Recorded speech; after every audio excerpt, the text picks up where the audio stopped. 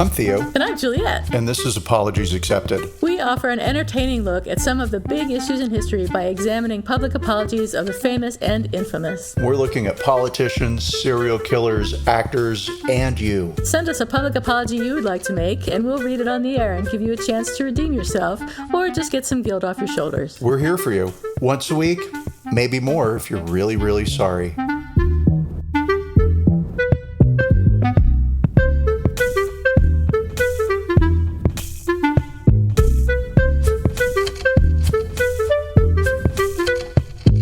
Hi, everybody. This is Apologies Accepted, the podcast. And I'm not Theo. And I'm not Juliet. And we just recorded the last episode yesterday in our time, but you guys will be hearing this the week after Christmas, so I hope you had a great Christmas. Yeah, wonderful Christmas. Yeah. I'm sure that we both had the best Christmas of our lives. For those of you who celebrate, because it occurred to me yesterday, we were both like, oh, Merry Christmas, Merry Christmas, Merry Christmas. Yeah. It's not Christmas for everybody on the planet, so, you know. It's only secular Christmas for me, too. But so happy holidays to everyone who does not celebrate Christmas. Hope you had a holiday. New Year's is coming, and we all, celebrate's a strong word, but we all experience it, I think, is probably a fair way to phrase that, because you got to write a different number on your checks. That's true. So if you're writing checks. Did you know that when you write a check, if you write a check at a grocery store, they automatically know it's going to bounce because nobody uses checks anymore? Are you kidding me? No, really? Yeah. Oh my God, I didn't know that. No, I saw that on TikTok. I don't use checks anymore. Well, exactly. Oh, of course, on TikTok they know. Yeah. Everything's correct at TikTok. So they're just like, oh yeah, thanks for the check that's going to bounce. Right, exactly. Oh, wow. Yeah. So even though it's been, 10 hours, what's shaking, bacon? Oh, well, I'm getting sick, I think. Sorry for the clicky. That's my dog, if you hear it in the background walking around. I didn't put her away because I thought she would be chilling in the living room by the fireplace, but she's chilling here trying to get me to pay attention to her because I'm talking. Stop. You have a fireplace? Yeah. It works? Yeah, gas fireplaces. Really? Not wood fireplaces, gas fireplaces. Yeah. So you have a gas fireplace? Yes. Wow. I have two gas fireplaces, one in the living room and one in the dining room. You are so amazing. I love. You have a fireplace too. We do, but we're renting and we don't own, because we're renting. We don't own that fireplace. And so I'm sure when you move to Palm Springs, you can get a fireplace if you I'm want demanding one now. Like, that is non-negotiable. But well, it's the only heat we have, so it's not very effective, and it's a little bit expensive. So holy fuck! Well, it doesn't get cold here. So, I mean, really, it's 50 now, and that's like freezing. We're all like walking around with all of our 20 layers of clothing on, complaining about dying. But it doesn't really get that cold. Speaking of complaining about dying, please go on. You are sick. I'm sick. I've got a sore throat, and my tongue hurts. I don't know what's going on. I know, right? It's like I burned it or something, but I don't know what the hell's going on. I called Teledoc this morning, and they were like, well, you should probably go to urgent care. It's like, thanks a lot, Teledoc. I spent $45 for that advice. Your tongue hurts like when you press it against the roof of your mouth, or it just hurts in general? No, the surface of the tongue feels sort of like I burned it. I can't even imagine what that could be other than like a really poisonous bacteria that you've ingested that's somehow. Gonna kill me momentarily. So or take over your body and start doing this podcast with me. Well, maybe it'll be funnier than me. No. So I'm hoping I'm not getting sick and that it's just some weird like allergy reaction, because I made this chili with a different spice than I usually use. Oh. Maybe it's the spice, but yeah. I don't feel like, it wasn't that hot at all. So I don't know, maybe it's an allergy. It's still, it could be some kind of a weird allergy, or whatever that spice was. It maybe like ripped off a layer of skin off of your tongue? Maybe. I don't know. Could be. Yeah. We'll see. But I'm going to Joshua Tree tomorrow, as you know, for 10 days. So hopefully I am better by then, because the last thing I want to do is drive for like 8 hours feeling like shit. Okay. So right now, make sure you get to an urgent care today and just get looked at, because Joshua Tree is beautiful. I don't think there's a lot of urgent care centers. There's 3. Oh, all right. Well, then you're fine. Yeah, totally. I think I'm totally fine. I could always go to Palm Springs. It's not that far away. So. Yeah. But I mean, it will be over the holiday season, and it's going to be a lot of like, oh, there's COVID and it's Christmas and the line's 15 hours long and nobody can help you. And I'm in a really positive place today. So lucky you. Well, I'm just hoping that I'll get better and I won't have. On that note. Drama seeker. So what's shaking bacon with you? Well, wow, let's see. Yesterday we went to Costco, and I'm embarrassed to tell this story. I know, right? Tell me all about it. I love to hear the Christmas shopping stories. Only thing that happened. That and like 1 million boxes got delivered, and I actually had so much free time yesterday, I broke the boxes down and put them in the recycle bin instead of just throwing the boxes to get, all in one piece into the recycle bin because I'm lazy. So we went to Costco. We bought a bunch of stuff getting ready for the holidays. Cool. And then we bought some dog treats, and I gave one of the treats to our dog because that's what you do with a dog treat. And he was not interested in the treat. Now, the treat was usually $10.99. It was on sale for $5.99 at Costco, right? And goddamn, what was it? I don't know, some kind of a beef thing, but not rawhide, like, whatever. It's like beef jerky thing. But, he just wasn't into it. And I looked at James and I said, he doesn't like it. That's from Costco. As if Costco was the epitome of great tasting anything, right? So when we first moved here, I hated Costco because it was like Costco. American capitalism and everything that, air quotes around everything that's wrong with this country. But if you're lefty liberal like me, it's like, you have to belong to a membership. You have to pay to shop in our store. Yeah. So, already problems, but cool, whatever. We pay money to shop there. And over the years, I've grown to admit, confess, recognize that this isn't a commercial. Costco's got some pretty okay stuff. Like, they do. Whatever. Their wine is pretty good, and their well, wine's good everywhere.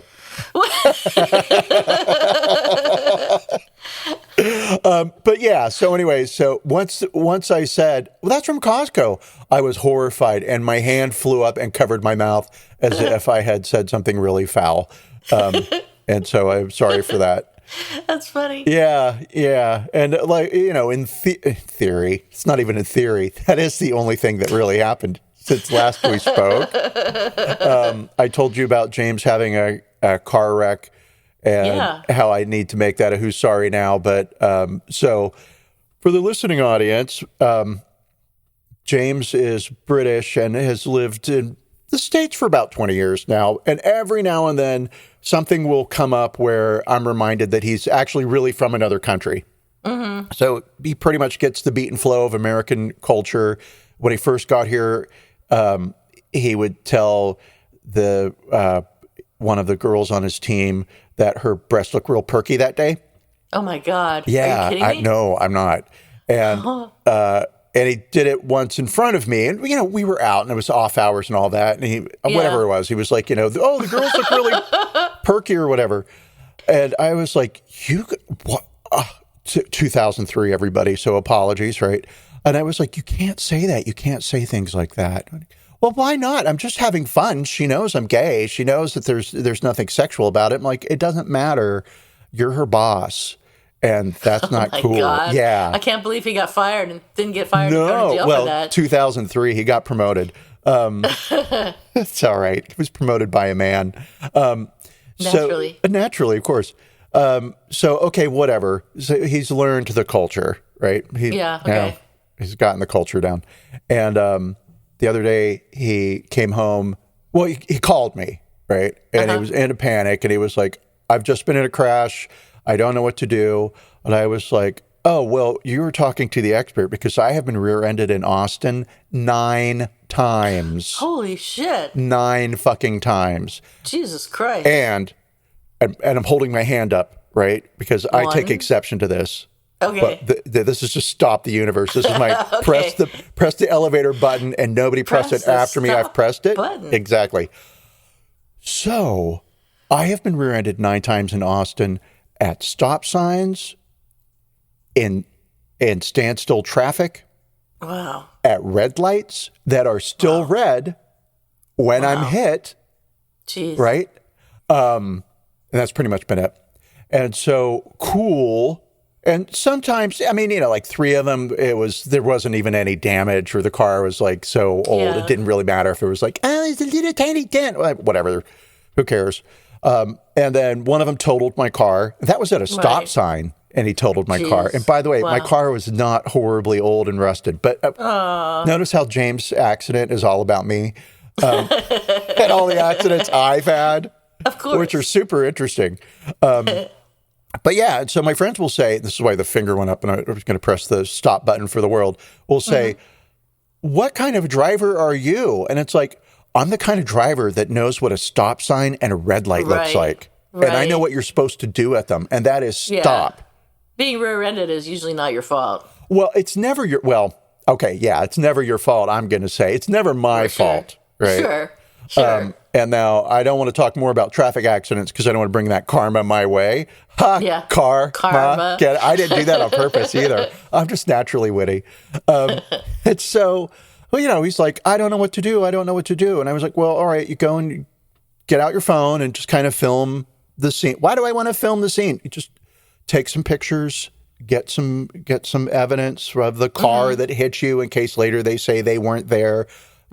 My first thing wasn't, are you okay? Because you're not going to call me if you need medical attention. Yeah, exactly. You're not going to be calling me saying, what do I do next if you're dying? My leg came off. What do I do? Right. Exactly. So cool. Also, I'm not very caring sometimes. Sometimes I just fall into my Vulcan mode, right? Where it's just like, this is the logical process of how things go. We only need to worry with the process. There are no such things as feelings. So cool. So, I was like, exchange info with the driver, photocopy. No, not photocopy. Get a photograph of his driver's license, his car insurance, give him yours, right? Cool. So then he came home and he told me all about how he almost died. And I was like, yep. So for dinner tonight, we're going to blah, blah, blah, blah. And he was like, no, I'm really upset. It was really scary. And I was like, well, I'm sure it was really scary in the moment. And he was like, no, the guy backed up and didn't see me behind him. Now, I knew he'd been hit by a truck. Right. But he didn't tell me it was an 18-wheeler. Right. And so I feel like, in my defense, that's a crucial piece of information that should have led the story. That's pretty critical. You don't know how to create drama, James. It's like, I was hit by an 18-wheeler is how you start. Like, everybody drops everything. It's like, holy shit. Right. How are you talking? So, So anyway, then when I found out that piece of info, I had to fake some feelings. Because it's like, all right, well, that was a whole day ago, and you're kind of fine, and you're fine. Everything's good. But so that's the other what's shaken bacon, and then I'll say that's kind of it. Yeah, I had to cough up something that happened like 3 or 4 days ago.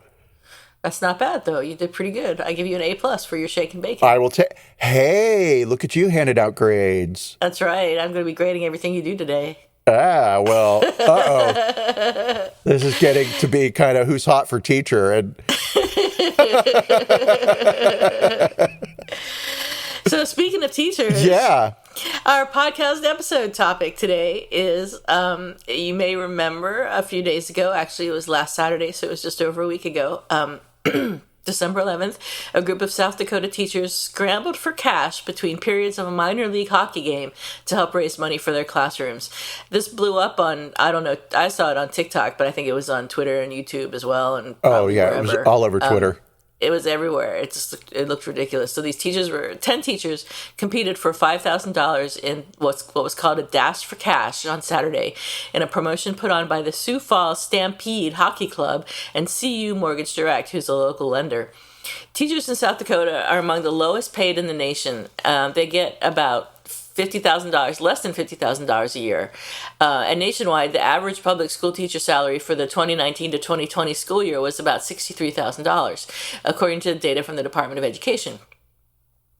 In her recent budget address, the governor of the state where this happened, South Dakota, Kristi Noem, who we all hate, proposed a 6% raise for educators in the state, which is a good thing. I think we hate her. Isn't she one of the ones we hate? Oh, yeah. She wants to turn Mount Rushmore into Trump's personal, okay. Yeah. Yeah. Oh, So and then her daughter, whatever, with that real estate appraisal license where her daughter took the appraisal test.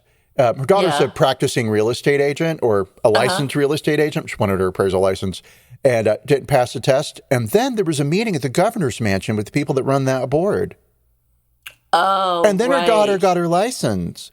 Oh, but it's all okay because really it was a legitimate legal thing that happened. And anybody that is trying to get their appraisal license has the same opportunity to meet with, you're right, exactly, in their home. The whole board will come to your home. Yeah. I'm sure. Yeah. So, we hate her. More now. Yeah, she's pretty bad. But, I mean, yay for wanting to give teachers a raise. Good for you. Yeah, I mean, so she wants to give them a 6% raise, and the first step forward would be approving the governor's proposal during the upcoming legislative session. But unfortunately, inflation is currently at 6.8% in the U.S., so her proposed raise is not quite at inflation. But South Dakota State Representative Aaron Healy of Sioux Falls says, I think if we can consistently give an increase to education over the next few years, especially if it's above the rate of inflation, we could be in a better position. But that's going to take a lot of effort when we go to Pierre in January. Pierre, of course, being the capital of South Dakota. So back to the event that happened, the videos on Twitter and YouTube and TikTok and wherever else people go these days that I don't even know about yet showed teachers on their hands and knees on a rug or blanket, but I think someone said it was a shag rug. I thought it was on the ice, but they might have put on the ice, on a blanket on the ice. Yeah. So they were in the center of the rink, like rink. That's how you say that word. Yes, it sounded so weird when I said it. So like Roman gladiators, except Roman gladiators. On their knees. Yeah. On their hands and knees, grabbing at these dollar bills and shoving them into their clothes like some sort of low-rent strippers. I think they give strippers more than dollar bills. Oh, my God. You have just created a new Olympic sport? Game? Sport. That's the word I'm looking for. Strippers on ice. That is a $1 million idea. I think it might be, but maybe not so much the grabbing for dollar bills as the actual stripping. Stripping while ice skating. See, here's the thing. And I recognize that, like, that the event was not intentionally set up to humiliate teachers. But, like, look how much fun we're having with the idea already. I know, right? Right? You think when they had that idea in the marketing room or wherever, right, whose ever bright idea it was, people around them just didn't start laughing? I don't know. I mean, I can't even imagine who came up with this idea. They can't possibly have vetted it with anybody. That's all I'm thinking, because it was, I mean, this was the entertainment between periods at the hockey game, and it was just like nothing else was happening. This is like, instead of a halftime game or halftime thing, what do you call those things? You're asking the wrong person there. What do you call the break in a sports thing? Instead of that kind of entertainment, fucking cares? You've got people breathing space, groveling for money. Well, I mean, So, like, I get it in that, hey, we're going to have this sporting event, and then we want to do something good for the community. Because I could say this about sports, right? Because I had a job where I did have to attend sport games. Sport games. Yeah, I don't know what the fuck you call them. But, like, I'd take clients out, and it was nice. I'm getting a little bit of a brag here. The company I work for had a private box. Oh, right. That's nice, yeah. And so there was food and it was catered. So it didn't hurt for me to go there. I didn't mind it, right? Yeah. And sometimes the clients were really into it.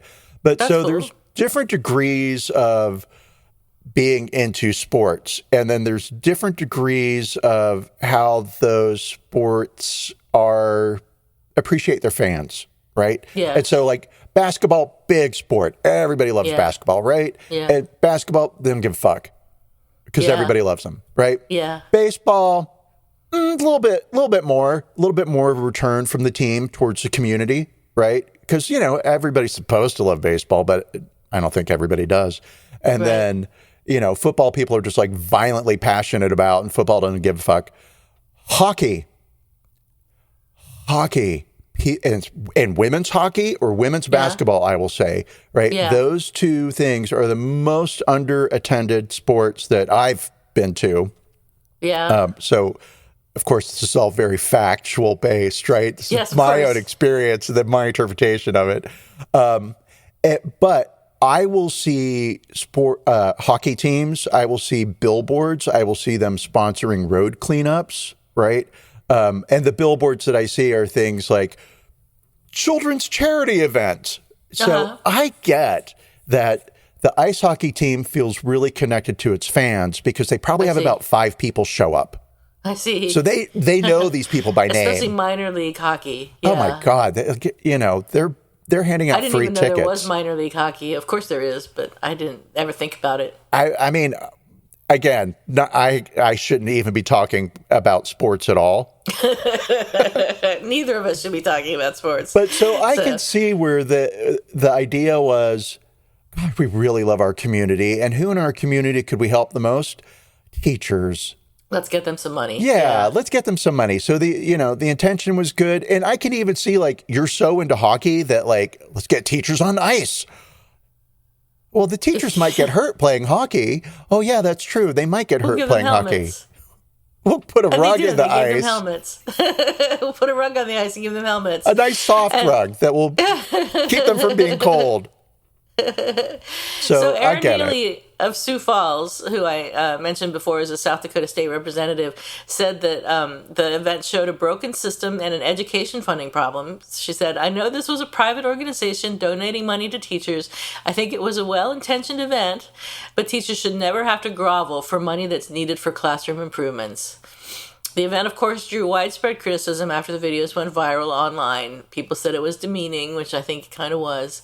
The hockey club said it got more than 30 applications for the event. I can't believe they got only 30 applications. Well, but I mean, here's the thing. Not everybody wants to grovel for money. Well, no, but I mean, I probably would.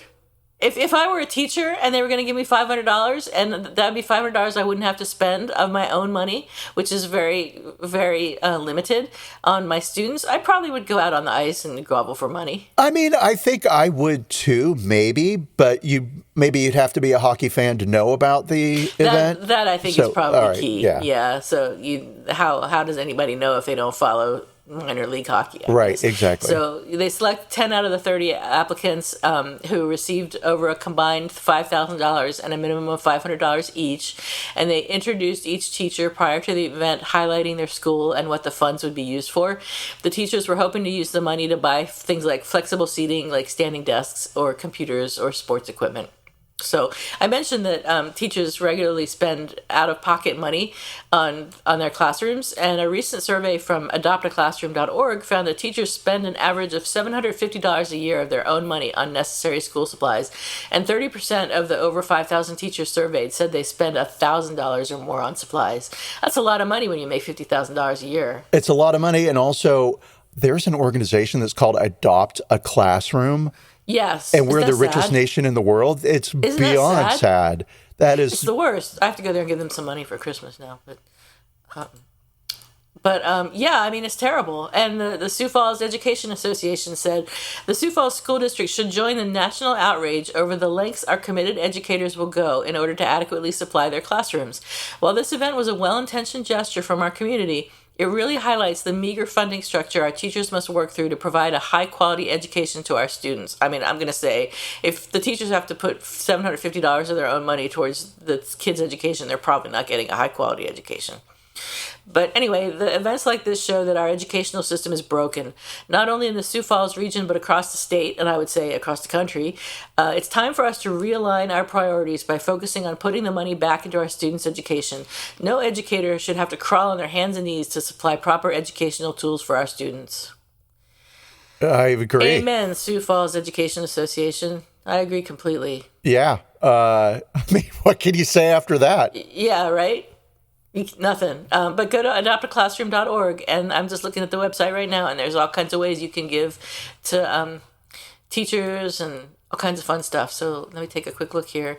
Nice pictures of kids in classrooms. I can't make the image bigger, so I'm not going to tell you any more about it, but it looks great. Go there, adoptaclassroom.org.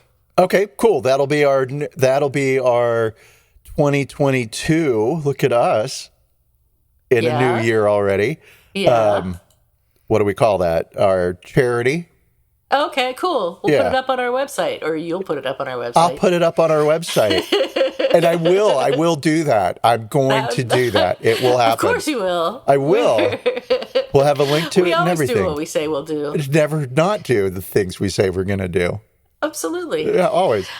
But anyway, I mean, that's horrifying. In preparation for this, now I'm kind of embarrassed. I sent a text to one of my friends and said, hey, we're doing this thing on teachers, and I'm just kind of curious because I'm looking for personal, relevant information. Like, what's the most money you've ever spent of your own to do a class activity, right? And I said, listen, we have an international podcast, and so, yeah, we do. Yeah, if you don't want to tell me, that's cool, or we'll keep it anonymous, of course. And I didn't hear back. And I knew I probably wasn't going to hear back because they might not know. Well, it would take, I don't know. I would say it would take a really angry person to be, I spent $1,500 4 years ago on the blah, blah, blah. And I don't know, I'm making shit up here now. But I think that the personality of a person who's drawn into teaching is somebody who would give of their own money to help children. Yes. Right? And that's what our stupid country is relying on. It's like, this is an easy fix. Hi, if you have kids that go to public school, you should make sure that they're getting the education they should have. And that education's funded through taxes on purpose. Right. And so. Right. Let's vote for increases in to taxes. Teacher salaries. Right. I pay taxes and I don't have kids. Right. And I don't personally mind if some of my money being used for kids. I mean, if you don't educate your kids, you end up with a country like the one we have. You end up with somebody who doesn't know how to give me my change back at the grocery store. Right. Oh my God, this is going straight downhill. Did that happen to you at Costco? No, I made my own change, and it was a shit show. Do they have self-checkouts at Costco now? They do. So you can it's express self-check, which is awesome because it used to be you went and you stood in a really long line, and maybe you were buying 2 things. I mean, sure, you're buying like 10 pounds of toilet paper, but whatever, right? Right. Now they've got little self-scanners like in a grocery store, and you just go and do it yourself, and it's much you can get in and out of Costco in like same time it takes to get in and out of Home Depot. How long did it take you yesterday? I didn't time it, and it was nice to be out of the house, so... Was it packed? It was pretty busy, yeah. It was pretty busy. Costco delivers here, so that's what I do. We are. How are we talking about Costco? I don't know. It's more interesting. Well, no, I said talking about sad things about how students can't get their own. Now the drag is, it's supplies. Like it's easy to cough up suggestions for how the educational system could be improved or where money could come from. I mean, hi Jeff Bezos, I'm looking at you. You flew up into space, right? You could probably fix it. I think maybe $4 million would have gone a long way in the United States, or wherever in the world. South Dakota. Right, exactly. I've heard we're not the only country in the world. And I don't know about that. Well, I mean, it's what I've heard. It was on TikTok. So, yeah, just for it all. Yeah, so that's what I've got, and then we can go into the apology unless you have some more details to share. I've got a couple of details about the event. Sweet. So I'm going to mispronounce the word mispronounce, but I'm also going to mispronounce this last name. Alexandria Cupper. Wow. Okay. Thank you. A 5th grade teacher who participated in the event told the news, I think it's really cool when the community offers an opportunity like this for things that educators a lot of times pay out of pocket for. She didn't feel put out. I mean, obviously she signed up for it. She was a teacher. She was a teacher. She participated in the event. And so she'd take that $500. Yeah, I mean, again, I would. Right. But at the same time, it's kind of like, it does become how it looks, right? So let's imagine that the video had never gone viral and we didn't know about it. Teachers would have been happy with the money that they got. And maybe a couple of days later, they would have been like, hey, I kind of feel like that was maybe a little humiliating, or maybe not. Maybe they were like, I got to touch the ice that Joe Brinker skates on. Maybe. I guess I didn't read anything that the teacher said except what you just said. Well, maybe they felt totally different. So that was the one thing that was reported in the newspaper, right? Okay. And so maybe the other 9 teachers were like, fuck those guys. It was cold. That carpet was so ugly. It was an ugly carpet. But, it's an unfortunate situation because it did take internet outrage for people to say, and this is the thing. I mean, internet outrage, cool, whatever internet outrage. Everybody that tweeted something shitty, donate $1 to adopt a school or adopt a classroom, right? That's how I feel too. Put your money where your tweets are. No, don't do that. Put your money in this cause. Yeah. Yes. Adoptaclassroom.org. Adoptaclassroom.org. Not a sponsor. Because how great would it be if they paid us to talk about them? Yeah. Being humiliated. Oh my God. Tough one. Tough one. But yeah, okay, cool. So that's all I have. Let's talk about the apology. Oh, okay. So on December 13th, there was a statement from Stampede and from CU Mortgage Direct saying on Saturday, December 11th, the Sioux Falls Stampede, in partnership with CU Mortgage Direct, hosted their first ever Dash for Cash promotion, probably the last. They didn't say that, I did. Although our intent was to provide a positive and fun experience for teachers, we can see how it appears to be degrading and insulting toward the participating teachers and the teaching profession as a whole.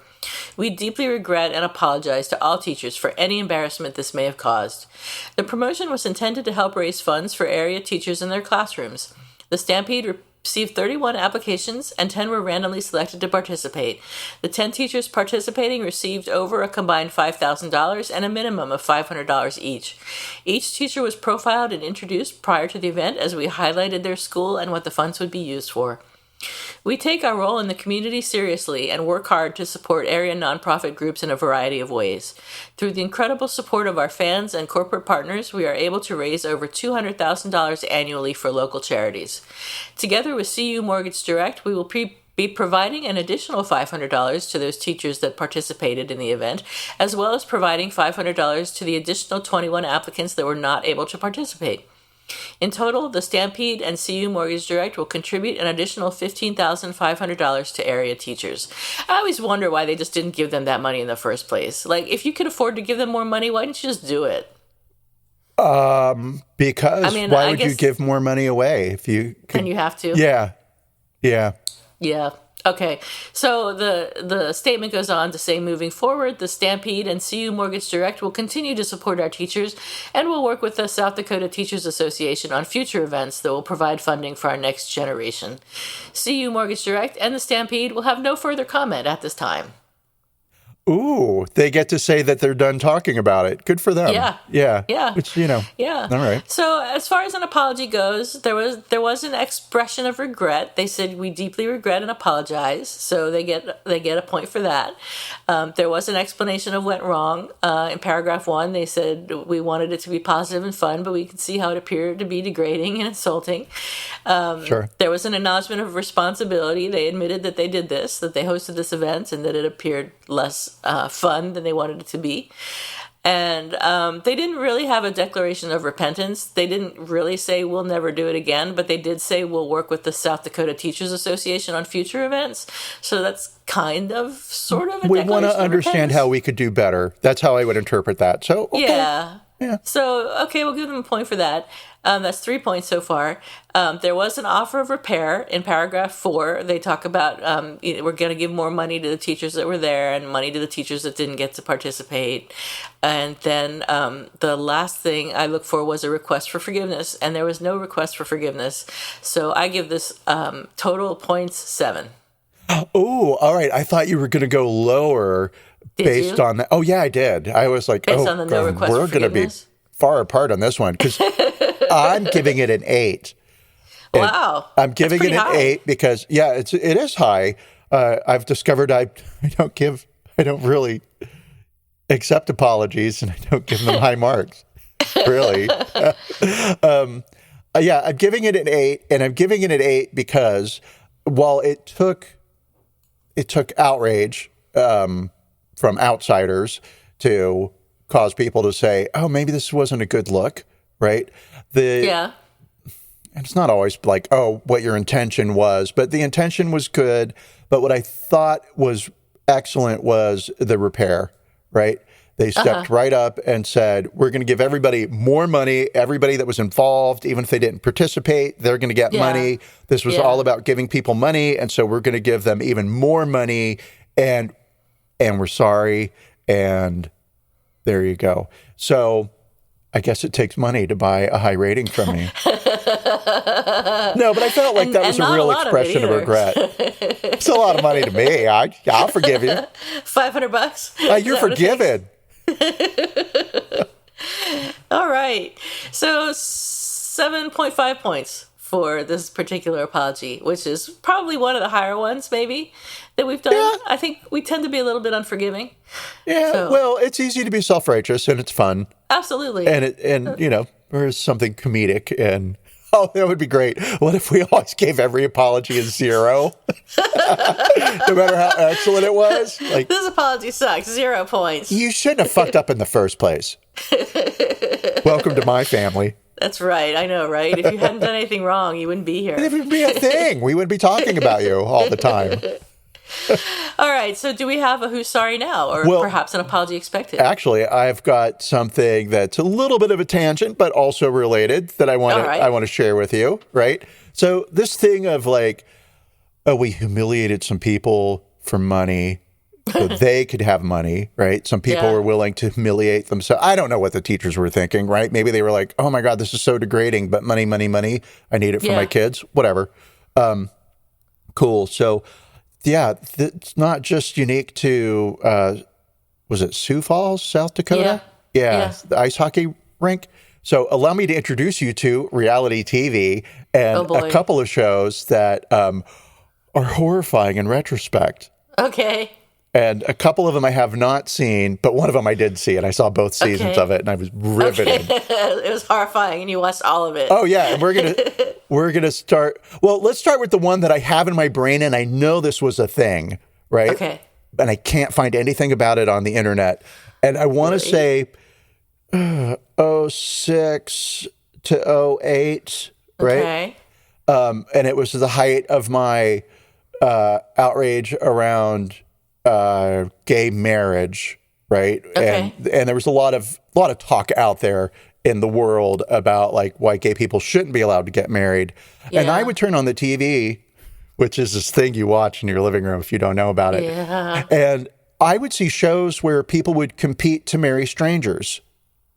Right? Right. And that looks like a real fucking sacred institution to me when you have to jump into a mud wrestling pit to wrestle somebody else so that you can grab a rose, so that you can marry some guy wearing a mask you've never seen before. That's a show I just made up, but not too far from the truth. Right. So anyway, so there's all that. But I mean, why am I there? I don't know. Beyond, there was a show that I swear was called Who Wants to Marry a Midget?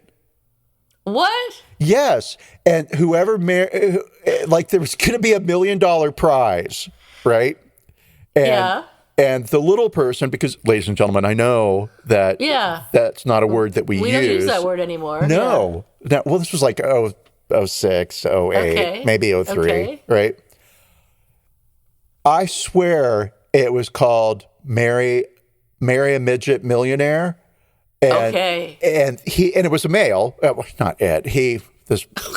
Todd. I know. I'm sorry. He was going to win $1 million for appearing on this show, or his so he was salary was $1 million, right? Okay, and then if he picked you to marry him or whatever, right? Cool. I can't find anything about it on the internet at all. I think you must have dreamed this. There's something called The Littlest Groom that maybe was kind of close. So if you listeners, if you're sitting there screaming, "That's the littlest groom," I swear to you, it's not. Right. Okay. But whatever with that. Okay. So that's what I was like. Immediately I went for, where is that Who Wants to Marry a Midget show? Because fuck that shit. Right. Okay. So there was The Swan, which went from 04 to 05. Awesome. In retrospect, what a sad and awful show. Yeah. Right? Terrible. I watched every episode. I waited for it to come on. And when it went off the air, I was actually a little mad. Like, wow. I want to see some more of this. And so for those of you who are unaware of what The Swan was, it was a show where they took women who felt unfortunate looking and felt that they needed physical correction. And so the show would give them free plastic surgery. And a lot of it. A lot of it, right? They had to go away for like 8 weeks to a little hotel room with no mirrors, right? And they would have like their noses reconstructed and their ears pinched, and they would have their their foreheads, like hairline brought forward, Botox. right? Eyes widened. Everybody got these Da Vinci veneers.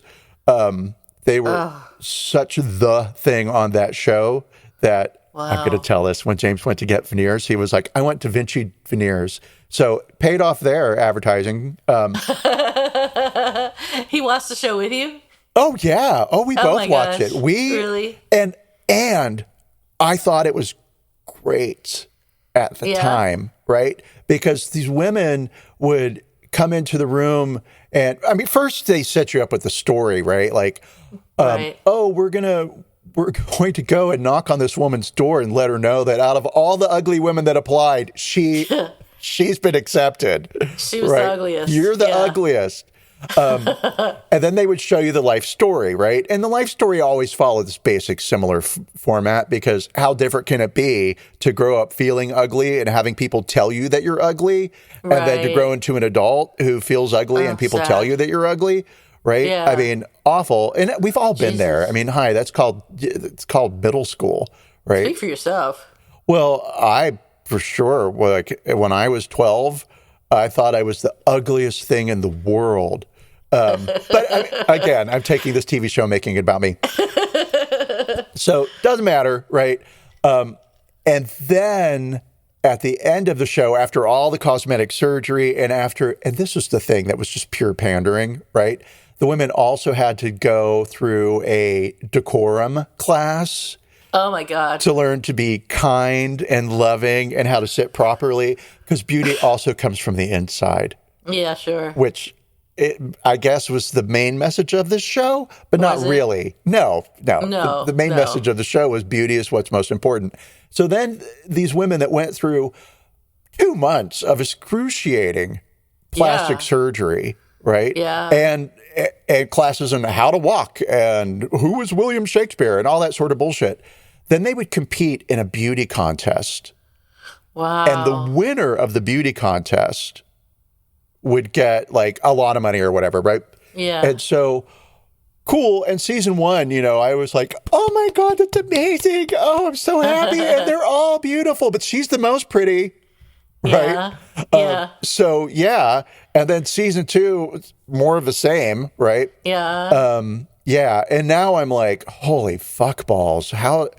Would I watch that show? Like, I didn't watch Honey Boo Boo.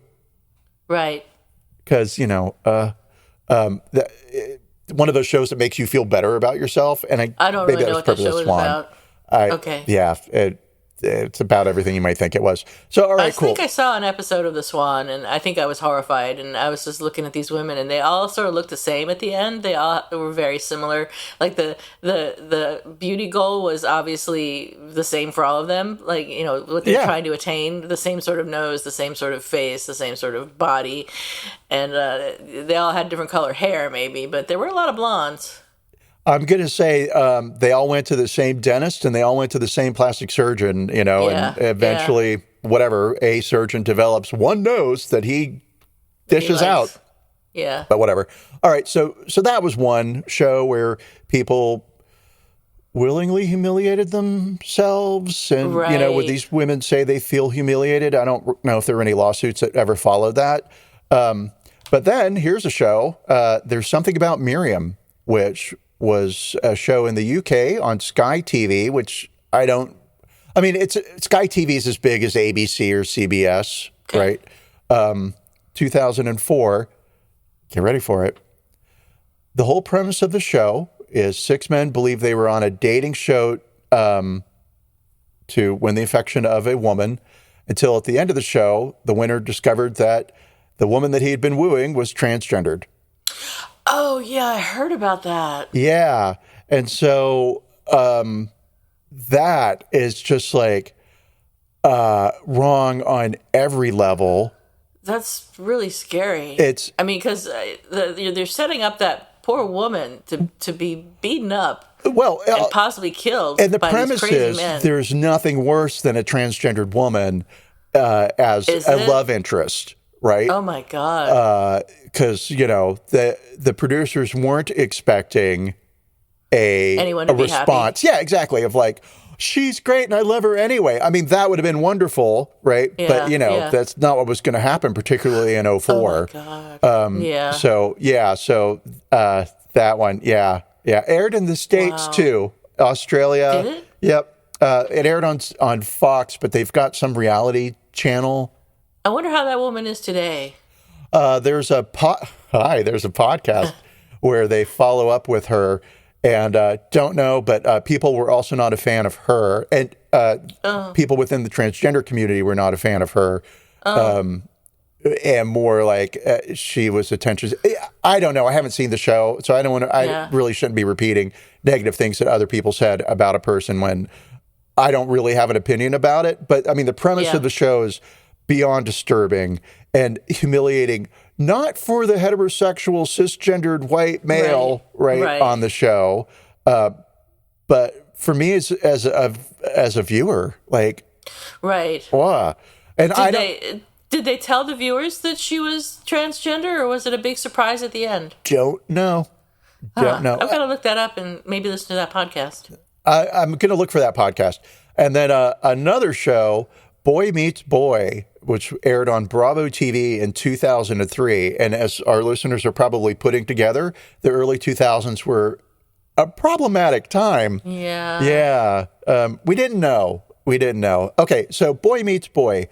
It was kind of a gay bachelor, right? Except half of the contestants were straight men. What? Yeah. And so they were straight men pretending to be gay. That's known in the business gay bait.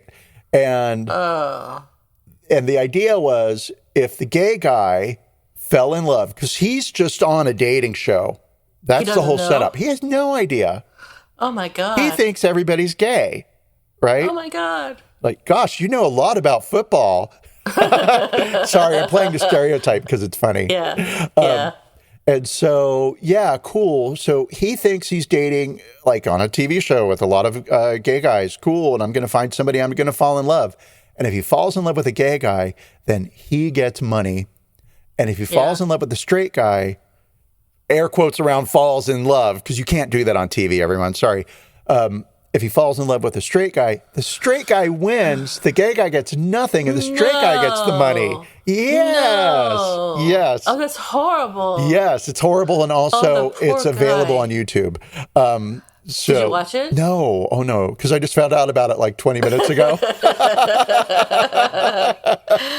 No, I wouldn't watch it, and I couldn't watch it. Well, it's all of that. Aside from, that poor guy, right? It's also just the whole, like, the homophobia of it. Like, sure, it's nice that we found some straight guys who are willing to, like, have a gay guy hold their hand or kiss them on the cheek, right? But, yeah, it's that whole, like, we're going to test if a gay person is, able to sniff out a straight man. I can't believe I just put that sentence together. But, all right. So, yeah. I hope he won the money. I hope the gay guy won the money. I don't know how it ended. But I can tell you this. They're not still together, however it ended. Yeah, I'm sure of that. I wonder if anybody on any of those shows is still together. anyone, a single one. Oh, I mean, I doubt it. It's in real life. It's hard enough when people are like, "I love you forever." Forever's really about 2 years. Yeah, it felt like forever. Absolutely. So it counts. Wow, that was good. Those were good.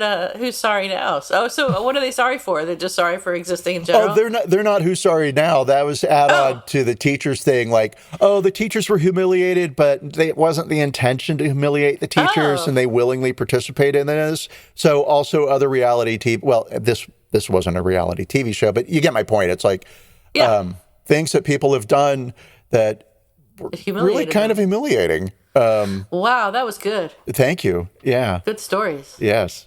Do you have a who's sorry now? I do. All right, let's hear it. All right, so who's sorry now?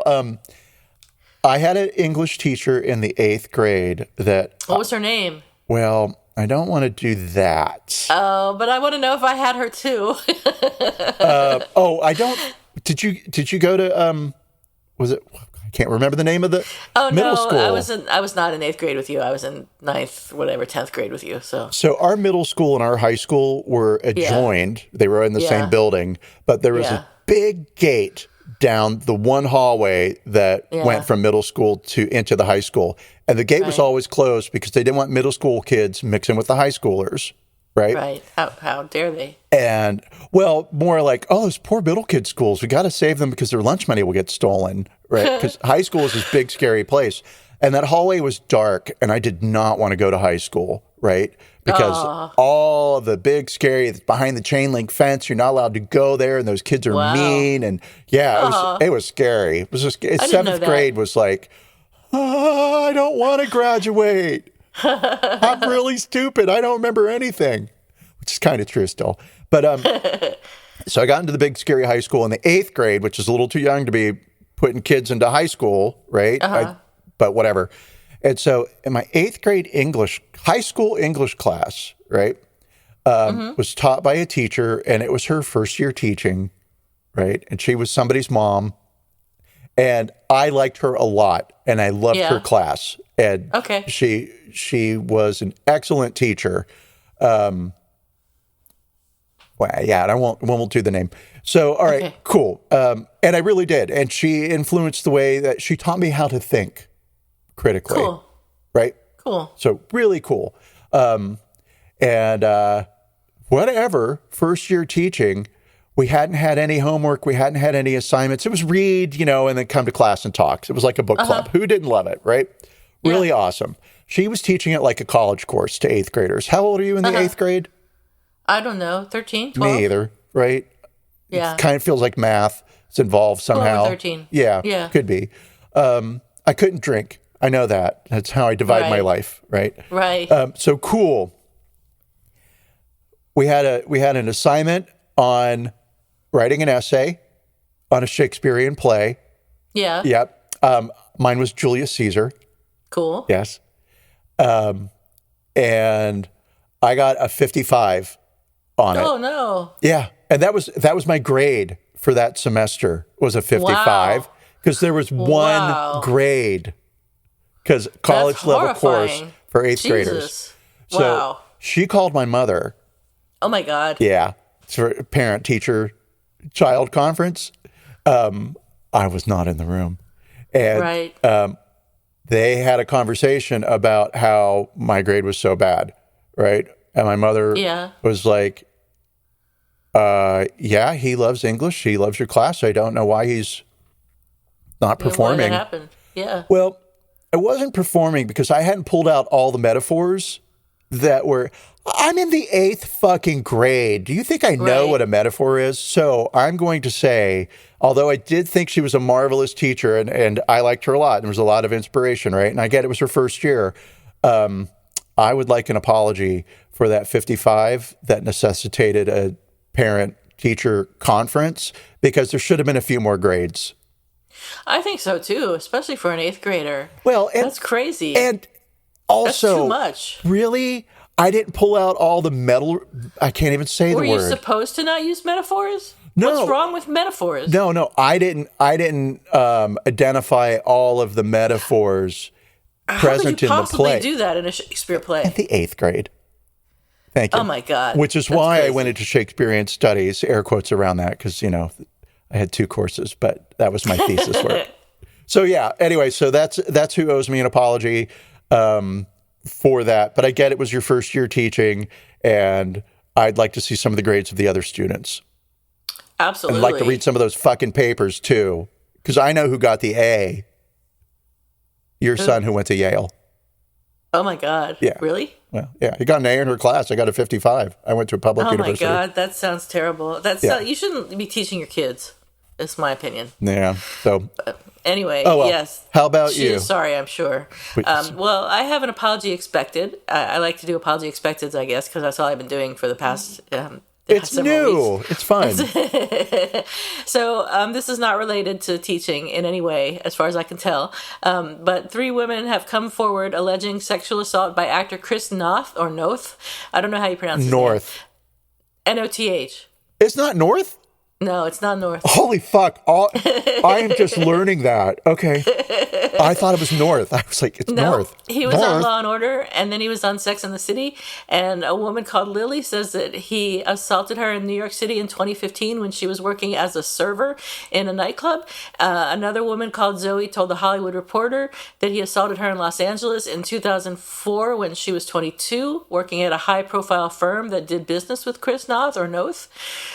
In both cases, The Hollywood Reporter talked to personal and professional acquaintances who backed up parts of their stories. And a third woman later came forward saying she was sexually assaulted by Chris Noth while working as a hostess and lounge singer at a Midtown Manhattan restaurant in 2010. So he said to The Hollywood Reporter, "The accusations against me made by individuals I met years, even decades ago, are categorically false. These stories could have been from 30 years ago or 30 days ago. No always means no. That is a line I did not cross. The encounters were consensual. It's difficult not to question the timing of these stories coming out. I don't know for certain why they are surfacing now, but I do know this. I did not assault these women." Could you have written a worse statement? Well, I mean...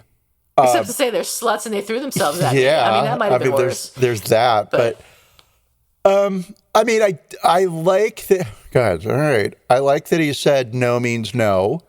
Right. Now, even though he didn't mean whether he honors that is a whole other thing. Right. But I mean, he's aware that there's this thing about no means no. Right. So cool. I will say that I read an article that was an interview with the last woman that you just mentioned, who was the 18-year-old who worked as a hostess in a restaurant/bar in Manhattan. And her job was to stand out on the sidewalk and get people to come inside and fill it up. And then if she got enough people inside, she got to sing. Right. And she wanted to be an actress and a performer. And I mean, acting's a ruthless, horrible industry, and you have to debase yourself on a minute-to-minute basis, really. So, go out on the street and see if you can get enough people in here to watch you perform. Well, yeah, that's hard. And when Chris, not North, spent a lot of time in the restaurant paying attention to her, and he was famous at the time, that was exciting for her. Sure. And then I didn't finish it because I don't remember if I got busy or if I was like, oh, I don't want to know this. I'm not like, oh my God, I love Mr. Big. He can't do anything wrong person. Right. I always thought he was creepy. He just seems creepy to me, but that could be the character he's playing on Sex and the City. I didn't watch Law and Order, so I don't know what he was like there. Me either. Don't know. Yeah. And I was never a Mr. Big fan. It was like, Carrie, come on. We've dated so many guys like this. We know it's not going to end well. Right. Right. And then, did you read the article about could Carrie have saved Mr. Big's life? No, but I read a lot of talk about it. Yeah. I saw a lot of TikToks with doctors talking about it. Yeah, she could have. So basically, she murdered him. She killed him. And I guess she got some money out of it, right? So didn't he have money to leave? I mean, he left his ex-wife money, right? So he must have had more money to leave Carrie. That's like a whole thing in the show, which I watched one episode of, and I shared with you. I was horrified. Maybe I watched 2 episodes. I was horrified because it's like first of all, they really on purpose make Carrie look like a million years super old. Yeah. So old. It's like, She looks like she's in her 80s, and I know she's only in her 60s. I didn't even know she was that old.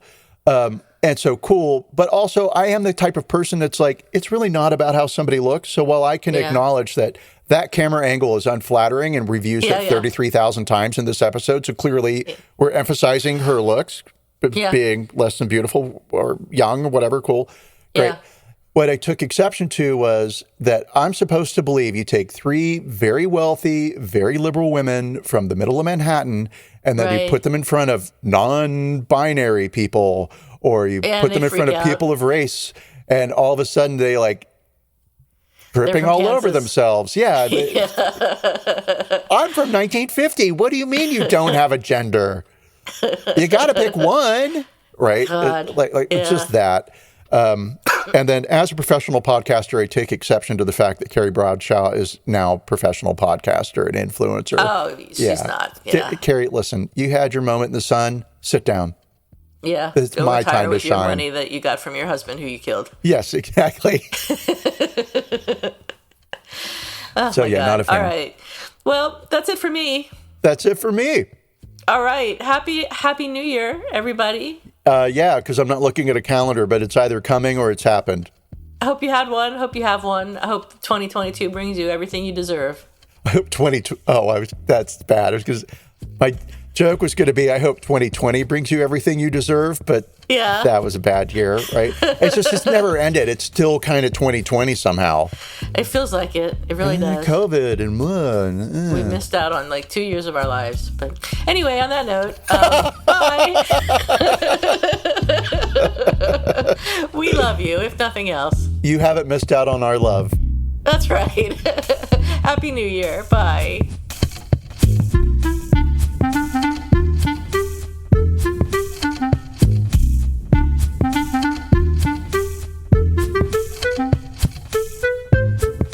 Thank you for listening to Apologies Accepted, the podcast. You can find links to the articles and the sources in the show notes. To submit an apology or find out more, visit us at apologiesaccepted.net, where you can also find our merchandise. We're on Twitter at Apologies Accepted. And on Instagram at apologies.accepted. You can support our important work at Patreon.com/Apologies Accepted. And fuck Facebook. Bye. Bye.